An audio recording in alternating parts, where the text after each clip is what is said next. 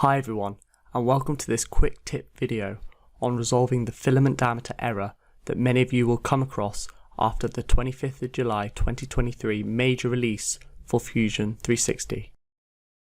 In this release, we have moved the filament diameter setting from the print settings into the machine configuration.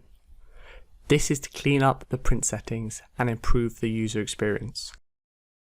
This update means that all previous FFF setups and non-Fusion 360 Library FFF machines will need to have their filament diameter setting updated manually.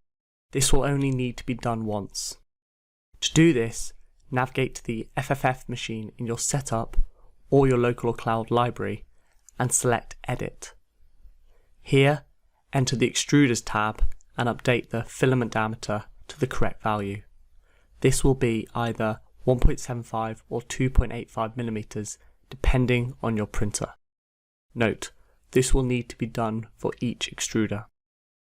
Having done this, simply OK the dialog and continue with your workflow as normal. Thanks for watching.